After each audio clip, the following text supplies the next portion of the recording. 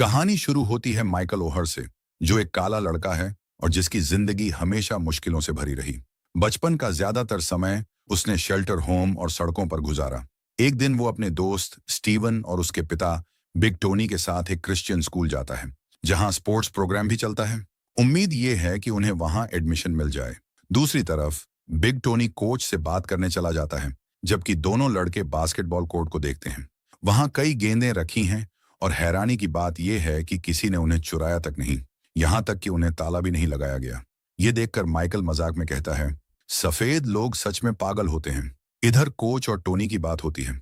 Coach कहता है कि एडमिशन का फैसला उसके हाथ में नहीं है और बात को टालने की कोशिश करता है, लेकिन टोनी बार बार जोर डालता है और यहां तक कि पैसों की पेशकश भी कर देता है। फिर वो एक नाम और लेता है, बिग माइक, यानी माइकल ओहर। कोच हैरान होकर पूछता है, तुमने तो सिर्फ अपने बेटे का नाम बताया था, ये दूसरा कौन? टोनी मुस्कुराते हुए कहता है, कोच, आप खुद जाकर देख लो। जब कोच खिड़की से बाहर झांकता है तो उसकी आंखें फटी रह जाती हैं। बाहर माइकल बास्केटबॉल खेल रहा होता है और उसके शॉट्स कमाल के होते हैं। वो 3-3 पॉइंटर्स बड़ी आसानी से मारता है और फिर एक जबरदस्त डंक करता है। ये देखकर कोच दंग रह जाता है। दूसरी तरफ स्कूल के स्टाफ को माइकल को एडमिशन देने में हिचकिचाहट होती है।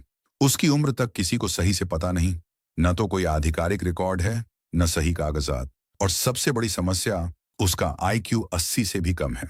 प्रिंसिपल उलझन में पड़ जाता है कि ऐसे बच्चे के साथ क्या किया जाए।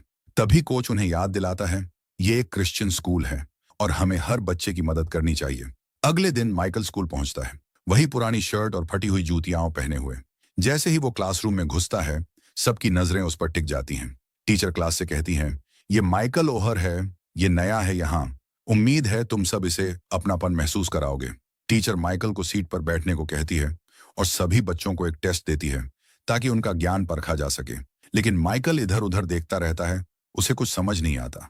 घंटी बजती है, सारे बच्चे टेस्ट देकर बाहर चले जाते हैं, मगर माइकल अपनी जगह जमे रहता है। टीचर उसके पास आती है और देखती है कि उसने एक भी सवाल का जवाब नहीं लिखा। उसने सिर्फ एक छोटी सी नाव की तस्वीर बनाई है। शाम को कैमरा हमें वो घर दिखाता है जहां माइकल फिलहाल रह रहा है, टूटा फूटा सा घर जहां उसके लिए कोई असली अपनापन नहीं है। रात को माइकल सोफे पर लेटा होता है और टोनी और उसकी पत्नी की बातचीत सुन रहा होता है। टोनी की पत्नी नाराज है क्योंकि माइकल कई दिनों से उनके घर रुक रहा है और सारा खाना खा जाता है। वो गुस्से में कहती है, अब क्या करोगे, इसे बिल स्ट्रीट पर छोड़ आओ। टोनी थक कर जवाब देता है, कब टाइम है मेरे पास, लेकिन ठीक है, जो तुम चाहती हो मैं देखता हूं। दूसरी तरफ स्कूल में एक वॉलीबॉल गेम चल रहा है। तभी एक महिला तेजी से स्कूल की गलियारे में चलती है, फोन पर बहस करते हुए। उसका नाम है ली एन, जो अपनी बेटी कॉलिंस को सपोर्ट करने आई है। गेम खत्म होने के बाद उसका पति शॉन देखता है कि जिम के दूसरी तरफ एक बड़ा काला लड़का माइकल ओहर बचा हुआ पॉपकॉर्न इकट्ठा कर रहा है, जो लोग खाकर छोड़ गए थे। इस बीच माइकल को स्कूल में एडमिशन लिए 1 महीना हो चुका है। टीचर्स की मीटिंग होती है जहां सब कहते हैं कि उसने अब तक एक भी टेस्ट पूरा नहीं किया। उन्हें लगता है कि माइकल पढ़ाई में बिल्कुल जीरो है, लेकिन वही टीचर जिसने माइकल को पहला लेसन दिया था उसके लिए खड़ी हो जाती है। वो कहती है, वो मुश्किल से बोलता है लेकिन उसमें कुछ खास है। फिर वो एक पेपर दिखाती है जो माइकल ने कूड़ेदान में फेंक दिया था। उस पर लिखा था, मैंने कभी अपनी जिंदगी में होमवर्क नहीं किया। शाम को माइकल अकेला पार्क में जाता है। कुछ छोटी लड़कियां खेल रही होती हैं। माइकल मुस्कुराकर उन्हें हेलो कहता है, लेकिन लड़कियां डर कर भाग जाती हैं। उसके चेहरे पर फिर से वही अकेलापन और उदासी लौट आती है। तभी पार्क में खेलते हुए एक छोटा लड़का एसजे माइकल को देखता है और कहता है, तुम्हें ज्यादा मुस्कुराना चाहिए ताकि लोग तुमसे डरे नहीं, तुम बिग माइक हो, है ना? फिर एसजे माइकल से अपने पापा के बारे में बात करता है, जो कभी स्पोर्ट्स स्टार हुआ करते थे। तभी एसजे की माँ ली एन अपनी गाड़ी से आती है और माइकल को जिज्ञासा से देखती है। वो एसजे से पूछती है, ये कौन है एसजे? एसजे जवाब देता है, बिग माइक। दूसरी तरफ स्कूल के प्रिंसिपल माइकल से बात करने आते हैं। इसी बीच एक खबर आती है, एक बेघर आदमी पुल से गिरकर मर गया। पता चलता है कि वो माइकल का पिता था, लेकिन माइकल को याद भी नहीं कि उसने अपने पिता को आखिरी बार कब देखा था। वो बस धीरे से कहता है, मुझे नहीं पता। थोड़े दिनों बाद माइकल अपनी आखिरी बची हुई रकम से लॉन्ड्री में अपना ओनली क्वीन टी-शर्ट धोने जाता है। इंतजार करते हुए वो किताब खोलता है जो मिसेस बॉसवेल ने उसे दी थी। कुछ समय बाद माइकल अपना अगला टेस्ट देता है और इस बार पास हो जाता है। मिसेस बॉसवेल बाकी टीचर्स से कहती है, माइकल बेवकूफ नहीं है, वो ध्यान से सुनता है और जल्दी याद रखता है, बस उसे सिखाने का तरीका अलग चाहिए। शाम को एसीजे फैमिली स्कूल गेम से लौट रही होती है। बारिश तेज हो रही है। तभी लिएन देखती है कि सड़क के किनारे माइकल खड़ा है, वही पुराने कपड़े पहने हुए। वो गाड़ी रोककर कहती है, अरे बिग माइक, कहाँ जा रहे हो?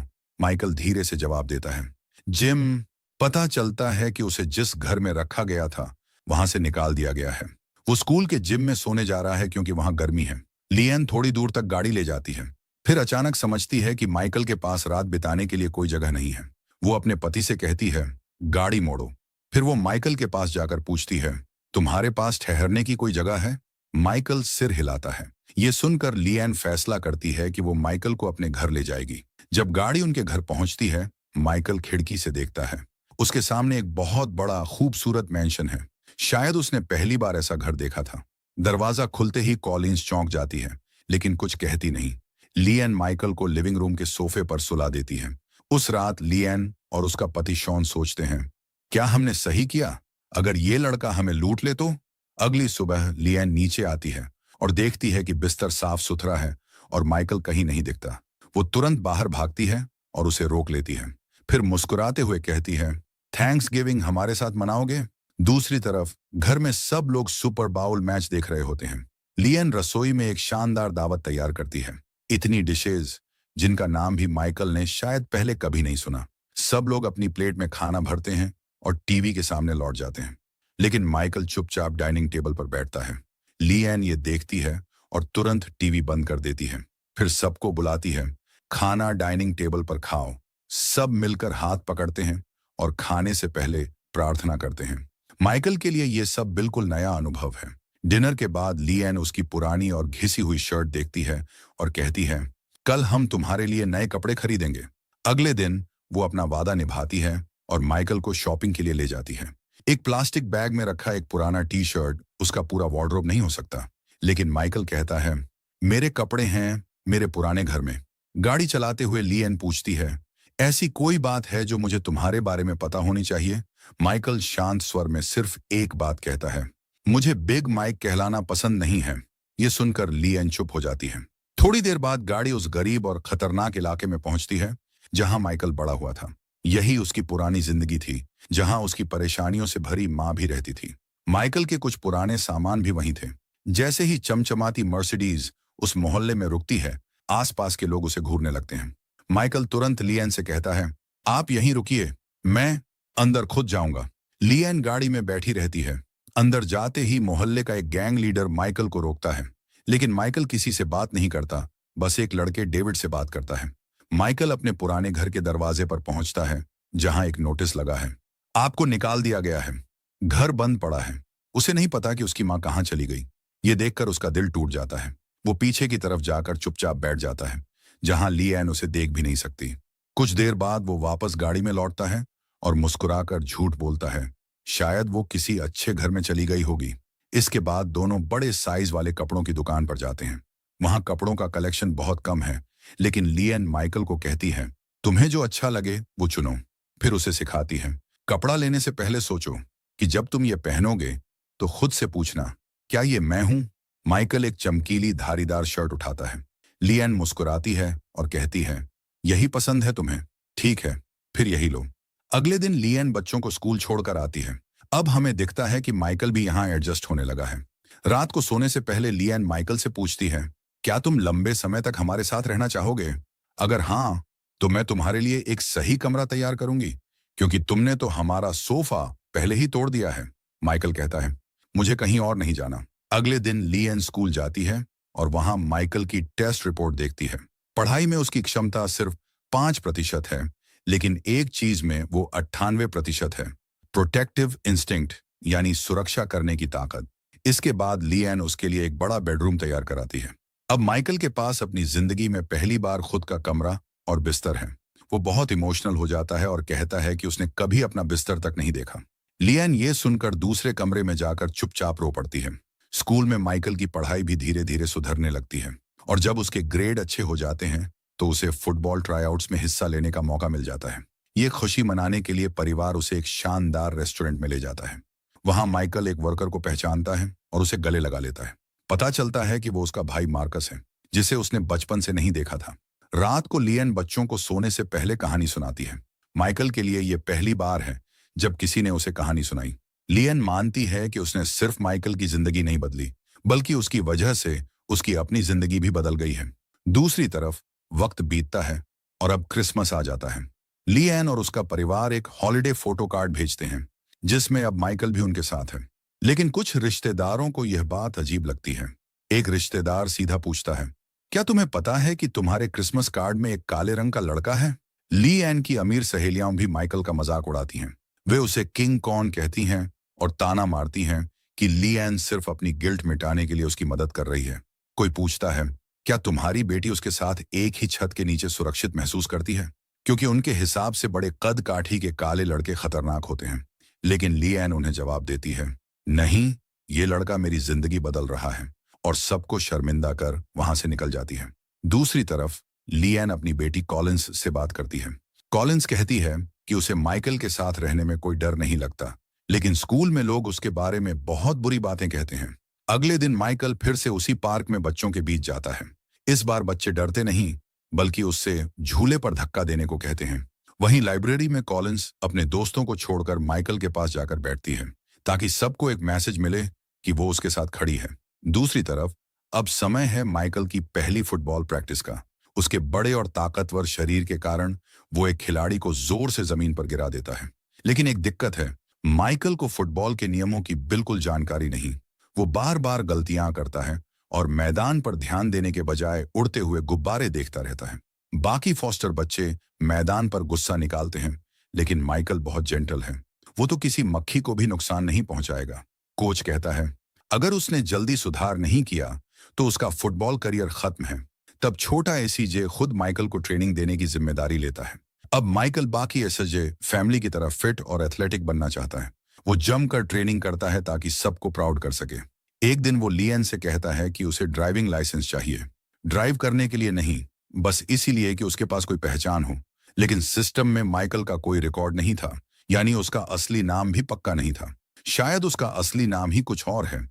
ये देखकर लिएन सोचती है कि क्यों ना वो माइकल की लीगल गार्जियन बन जाए। सोशल सर्विस से बात करने पर पता चलता है कि माइकल को 7 साल की उम्र में उसकी मां से अलग कर दिया गया था। उसकी मां के कम से कम 12 बच्चे थे।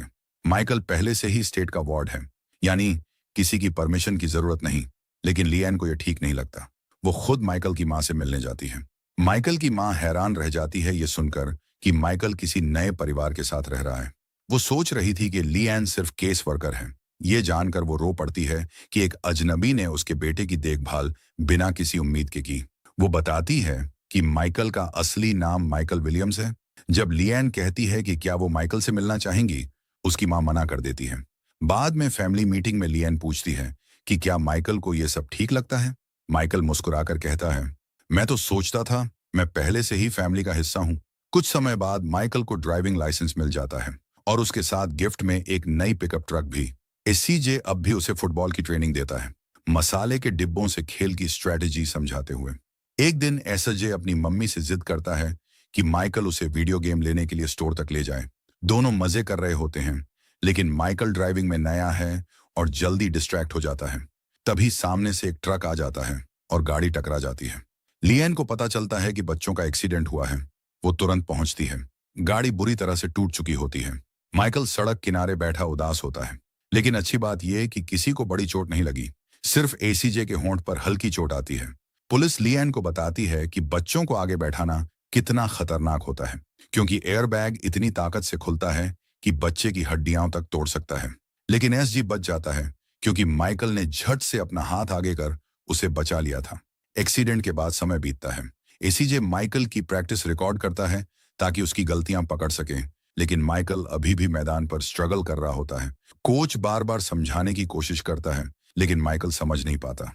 तभी लिएन आगे आती है और माइकल से कहती है कि जैसे तुमने एसीजे को एयरबैग से बचाया, वैसे ही अपनी टीम को अपना परिवार समझकर बचाना है। ये सुनते ही माइकल को समझ आ जाता है और वो मैदान पर सभी खिलाड़ियों को धूल चटाने लगता है। अब असली टेस्ट का समय आता है, दूसरे स्कूल की टीम के खिलाफ मैच। सामने वाले खिलाड़ी माइकल को चिढ़ाने लगते हैं, लेकिन माइकल शांत रहता है। तभी एक लड़का उसे बार बार उकसाता है और भागते हुए उसे मात देता है। ये लड़का उसी बूढ़े आदमी का बेटा होता है जो स्टैंड में बैठा गालियां दे रहा होता है। लिएन गुस्से में कोच को फोन कर देती है और उस बूढ़े आदमी को भला बुरा कह देती है। मैच तेजी से आगे बढ़ रहा होता है और उनकी जीत की उम्मीदें कम होती जा रही हैं। फिर एक वक्त ऐसा आता है जब नंबर 66 माइकल को गिराकर उसके हेलमेट पर लात मारता है और रेफरी इसे अनदेखा कर देता है। कोच गुस्से में चिल्लाता है कि अब से वो माइकल की रक्षा अपने बेटे की तरह करेगा। माइकल इसे सुनता है और फिर खेल का रुख ही बदल देता है। वह मैदान में धावा बोल देता है, नंबर 66 को उठाकर पूरे मैदान में घसीटता है। टीम स्कोर करती है और मैच का माहौल बदल जाता है। माइकल लगातार शानदार ब्लॉक करता है और उनकी टीम जबरदस्त जीत दर्ज करती है। एसजे उस शानदार खेल को डीवीडी में रिकॉर्ड करके देश भर की कॉलेज टीमों को भेजता है। कोचेस देखकर हैरान रह जाते हैं और माइकल को लाइव देखने के लिए स्कूल आने लगते हैं। माइकल का नाम हर जगह छा जाता है, लेकिन एक समस्या आती है। कॉलेज में दाखिला लेने के लिए उसका जीपीए 2.5 होना चाहिए, यानी हर सब्जेक्ट में अच्छे ग्रेड लाने होंगे। उसकी पढ़ाई में मदद करने के लिए एक ट्यूटर रखी जाती है जिसका नाम मिस सू है। वह माइकल से कहती है, जब तक तुम खुद पर भरोसा रखते हो, मैं भी तुम पर भरोसा रखती हूँ। इसके बाद कई कॉलेज कोचेस टूही फैमिली के घर आने लगते हैं। हर कोई माइकल को अपनी टीम में लेना चाहता है। माइकल का भविष्य अब चमकदार दिख रहा होता है।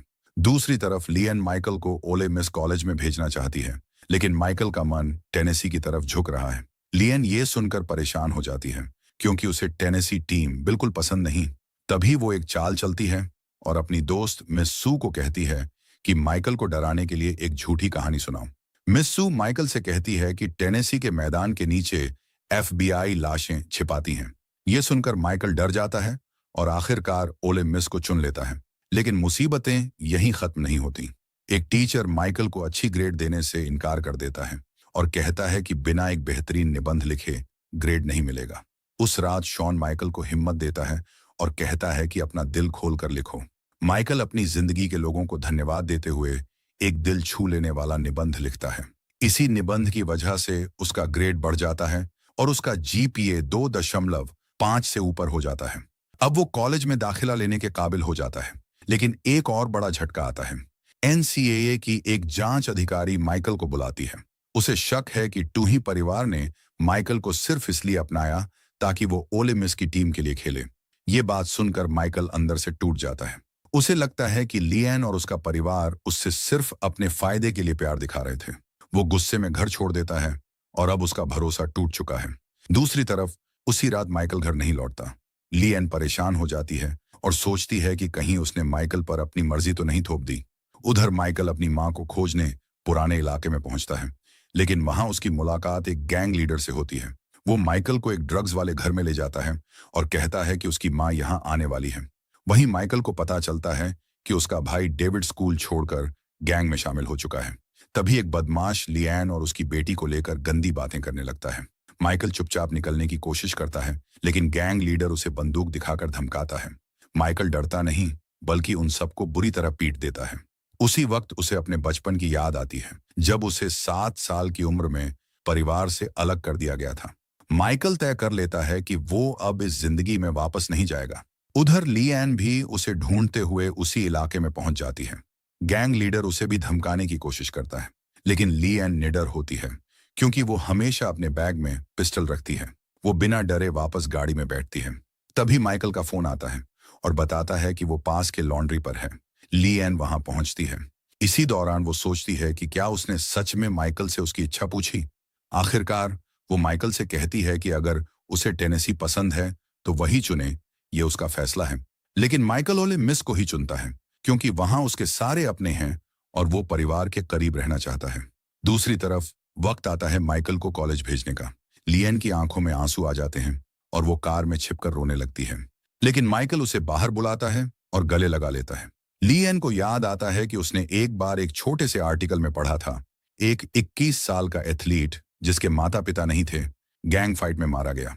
उस दिन लिएन को एहसास हुआ था कि उसने सही काम किया है, क्योंकि वो लड़का माइकल भी हो सकता था। आगे चलकर माइकल ओहर ओले मिस कॉलेज का टॉप प्लेयर बनता है। मिस सू की मदद से वो अपनी डिग्री पूरी करता है और फिर प्रोफेशनल फुटबॉल में कदम रखता है। आखिरकार माइकल ओहर ओले मिस में पढ़ाई और फुटबॉल दोनों में सफल होता है। बाद में वह प्रोफेशनल फुटबॉलर बनता है।